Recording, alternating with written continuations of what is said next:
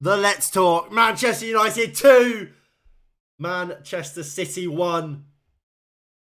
What can I say, boys? We are unreal. We are absolutely unreal.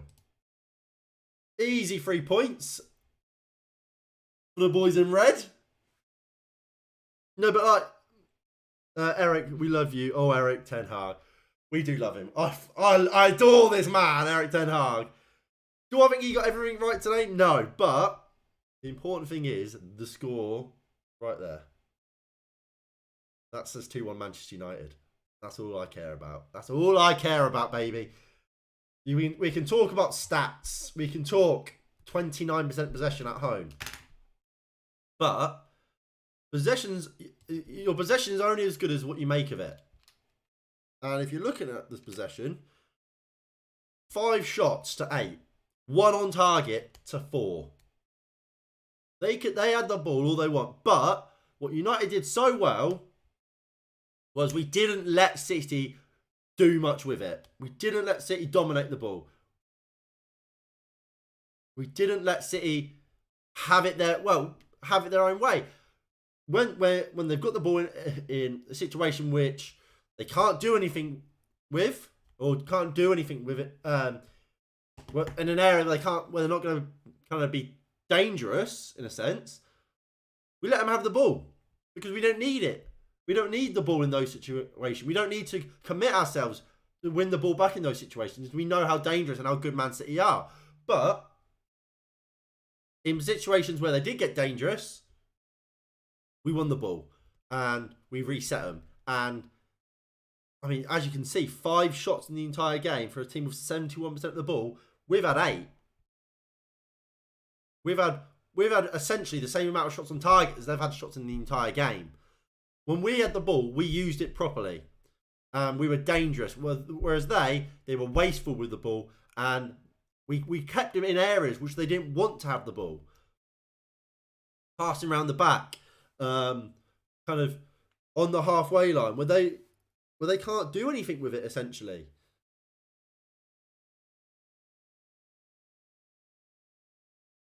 And that's why we won the game in the end. Look, I do think in the second half, we lost control of the game, especially at the start of the half. I thought bringing off Martial was a poor choice. Because, like I said, we lost control. And that's when Man City got their goal. But I think the way we ended the game, and the team we ended the game, well, not ended the game, before we went 5 at the back, I think I'm happy we did that, and I think that was right to do that. And at that point, I would have been fine with taking Martial off. But like I said, I do just think it's a bit strange, and I did think we missed Martial while we were at the start of the first half, while we were still trying kind of like protect the 0-0, protect the clean sheet sort of mode, and then when we brought on Anthony, Garnacho, Rashford and Bruno as the front 4, that's when we kind of went for it a little bit more and went to try and win the game. And at that point, I think taking Martial off would have been fine. Called it earlier, should have started Garnacho, Rashford and Anthony. Different flair with them at the moment. See, contrasting opinions here. Like I say, I still believe we lost control of that game in the second half at the start of it because we took Martial off. We didn't have anyone holding the ball up. And I think a lot of people agreed with me when I was looking on Twitter. But when it gets to the point where obviously you have to go for a game, and it's not at a certain point, it's not about kind of control the game and trying to stay in it. It's about going to win it. And I think that front 3, it certainly helped us win the game. That goes without saying. But as I've said so often this season and in the preview, you can't start a game against Manchester City, no matter where it's been played, with the outlook, we're going to go for the win from minute 1. You can't do that because you will get beat. You can't overcommit. You can't start committing players upfield against Man City early on in games, or you will lose. And we've seen that in years gone by. I think Ralf Rangnick last year certainly was one of those, was an occasion in which we did that.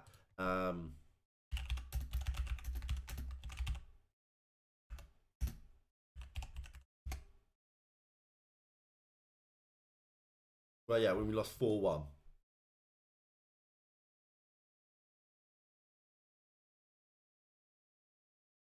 Yeah, in that game, I mean, look, squad wise, we were fucked really. We had no striker. Well, Rashford was on the bench, but I don't know why Rashford didn't play then. But yeah, you can't overcommit too early, or you will lose the game. So I think we started how we did well, and then when the moment came, we brought on these attacking flair plays, and we won it because of that. Arsenal, we are coming for you. It's difficult, but the momentum is there if Arsenal draw or lose today. Arsenal play on Sunday, so it's not today. But yeah, I mean, look, Arsenal are in a league of their own at the moment. I have to say that. We go over to this screen. Look at the league table. They're in a league of their own at the moment. They're 5 points clear. That could go up to 8. That is some lead. And like Pep Guardiola said himself a couple of weeks ago, they could get however many points they want. They are that good at the moment. They really, really are. But look, like I said, if I go over to this screen, so we can actually show you the current league table. We are there with them. So if you say Man City are in the title race, you've got to say we are. I have to. That's just a fact for me. And look, if we scroll through the league table, who's the only team with 5 wins in the last 5? We are. We are in great form. We are playing some fantastic stuff, and we've just beaten another top side. And look, Arsenal still have to play City twice this season. They still have to do that. We've played City twice now. Our games against City are done. We have to play Arsenal again. We have to play. Well, we have to play Man City the first game we've already played, but we're in a great position. We are really in a great position. Well, yeah, exactly, NG. We are in a great position. Should we be talking about a title charge? For me, no. I think talking about going for a title is still too early. But if come March, we are still in this battle, still in the same sort of position, then of course you can start mentioning it. But I think that's a massive credit to Erik ten Hag that this wasn't meant to happen, was it? We weren't already meant to be this close to Man City. And Man City will get better as Erling Haaland kind of further adapts and moulds the way Pep Guardiola wants to play. They will get better, but so will we. And the fact we've made so much progress already is a massive, massive credit to Erik ten Hag and what the job he's done, because he's been fantastic. Unless City and Arsenal draw twice, we are nowhere near the title. Things can happen, can't they? We have to play Arsenal. So this is the way you think about it. So if Arsenal win today, they go 8 points clear of City. So they're 9 points clear of us. Right. So we beat them. We get 3 points closer. So that 9 is then down to 6. They play City twice. Both of those, they draw both. That's what? 4 points dropped. That's 2 points then in it. And then obviously they'll drop points elsewhere. Look, obviously this is all theoretical, but 8 to 9 points, if they win today, isn't unreachable. We've seen crazier title races. I'm not saying we are in a title race, obviously, because that would be a ludicrous thing to say. This squad isn't good enough, especially when you get to the peak times of the season where you're playing in the FA Cup, you're playing the Europa League, and you're playing Premier League games come the end of the season. If we're still in all those competitions, then that's going to get difficult and it will really test this squad. But as of right now, I think live in the moment, live in the joy, live in the hope, I'll say. But yeah, let's get into the player ratings. So David De Gea today, I think he played well. We will get through the player ratings quite quick because I know the 3 o'clock kickoffs are starting soon and people will want to go watch those or keep an eye on them. De Gea didn't really have anything to do. Generally was quite good. Didn't get his clean sheet. I'll give him a 7. Generous 7. Wan-Bissaka, Ten Hag man of the match. I was going to say Wan-Bissaka man of the match. Wan-Bissaka was very good today. I have to say, Wan-Bissaka was really good today. I'm giving Wan-Bissaka an 8. And to be fair, most of the defenders could really have an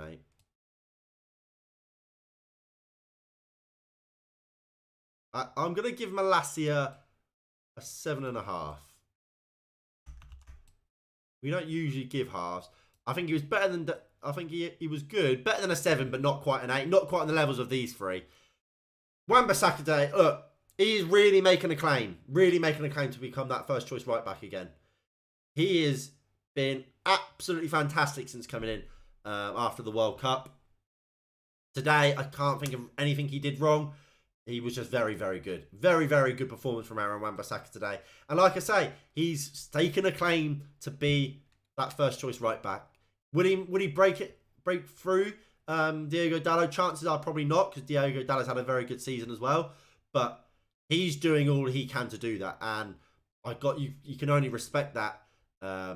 He deserves a lot of credit for the season he's having, especially since the World Cup. Varane and Luke Shaw, boss, so good, so good. And I don't think that comes as any surprise to anyone. They are both absolutely world class. And this is Luke Shaw playing out of position. During the watch long, can't remember who said it. Might have been Abdullah. Don't know if I can load up the live chat from that. He was saying that Luke Shaw might get targeted by Erling Haaland, and Erling Haaland might dominate Luke Shaw. And I said, I don't think he will. And he didn't at all. Where was Erling Haaland today? Did he play? Because he offered absolutely nothing. He did absolutely nothing today, Erling Haaland. Absolutely nothing. So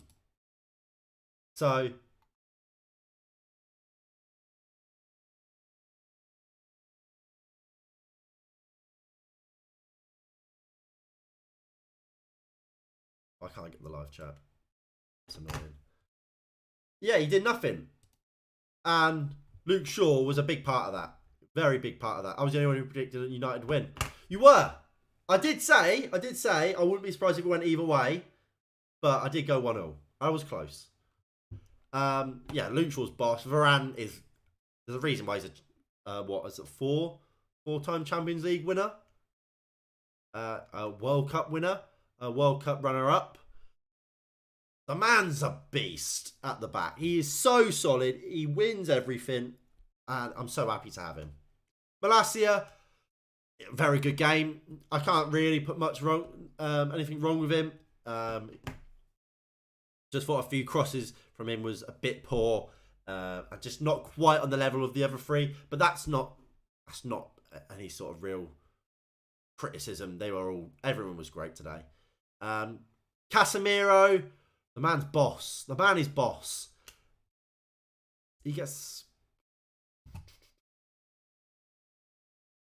8 or a 9. Not gonna lie, tears of joy came out like when we won against Liverpool. Erik ten Hag, my manager, he's fucking quality, and he is so good.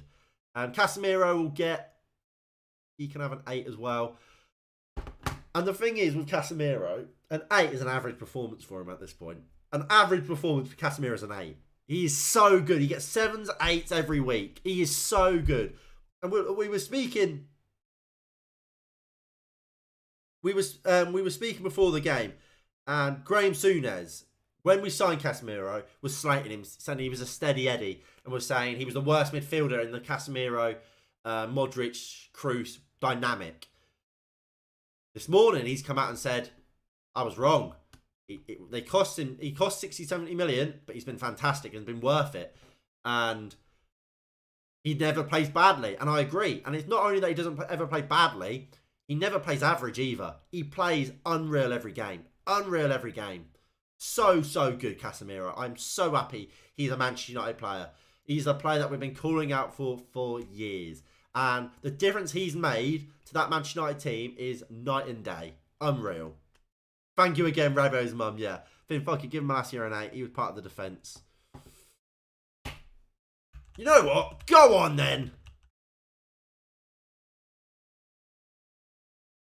Well, I see. Have your 8. Casemiro can have your 8. Eriksen, again, I think he was great in midfield. I was surprised he got taken off when he did. Creatively, he was fantastic. Maybe it was just legs. He was getting a bit leggy. I thought Eriksen had a really good game today. I was very happy with him. Fred, the same, really. Not quite as good as those two. No, actually, fuck it. Yeah, he was. He was great. Did what we had to do. Kept De Bruyne quiet for a long period of that game, which is hard to do. How many teams and players can say they've kept Kevin De Bruyne quiet? Yes, De Bruyne got the assist, but generally, I thought Fred kept him quiet for a large majority of the game, and he's proven why Manchester United want to give him a new contract, why he deserves to be here at the club, and why he's a first-team regular. And he's definitely got a place on the subs bench for sure. So yeah, I was going to give Bruno a 9. I think he was great. Played out of position, but worked effortlessly. So hard. And got the important goal that gave us the lead. He was the one that played the ball to Garnacho, which led to Rashford's second goal. Bruno was fantastic today. He got BT Sports gave him man of the match. I'm giving him man of the match. He was fantastic. Absolutely fantastic. Brilliant performance there today by Bruno Fernandes. Marcus Rashford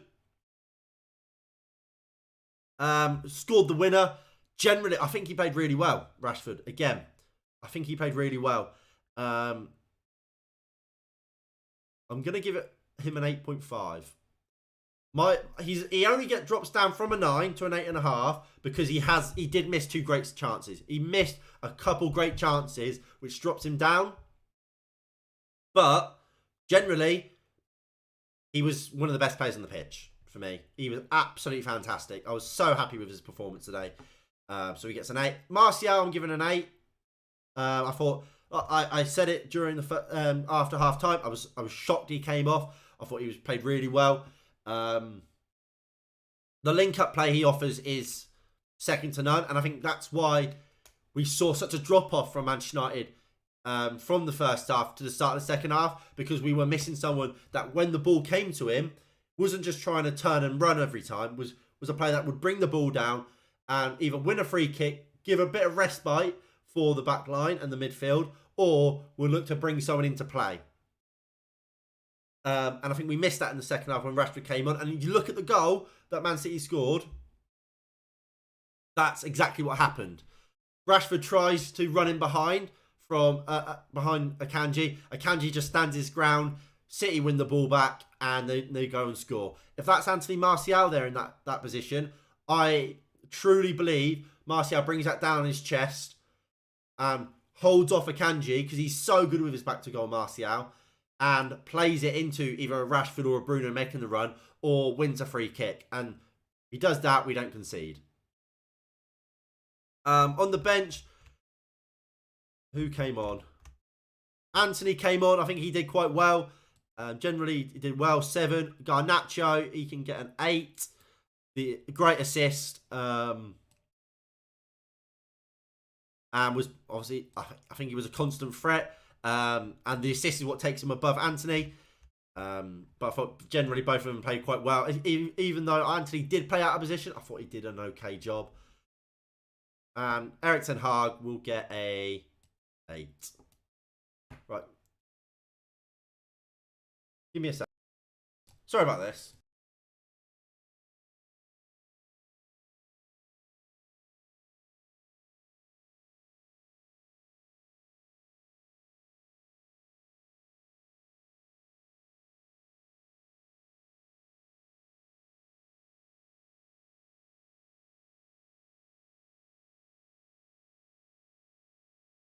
Sorry about that. I just had to let my flatmate in.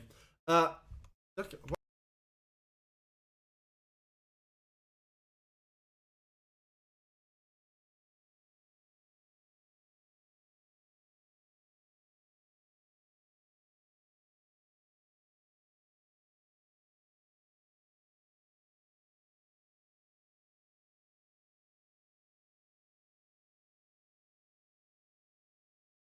don't know why I gave Eric Ten Hag a 8. I'll give him a 9. A 10 for me is perfect. Didn't put a foot wrong. He was very close to that, but I do believe that the goal we conceded is because we take Martial off and we lose control of that the start of that second half, and the goal was coming after in that second half straight from the bat off the bat, and if he doesn't do that, he probably does get a 10. But because of that, he gets a 9. But a 9 is, you can't complain about a 9 at all. I've captained Rashford as well. So up the Marcus. But that is about it. The 3 o'clock kickoffs are getting underway now. Before I tell you all to bugger off, I will show you my fantasy team.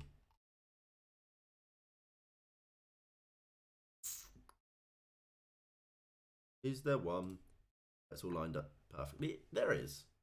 So yeah, so this is my fantasy team. So Rashford captain. It was either Kepa or Arrizabalaga. Kepa or Ward. On Ward. That's the team. Martial and Haaland. Disappointing, at the least.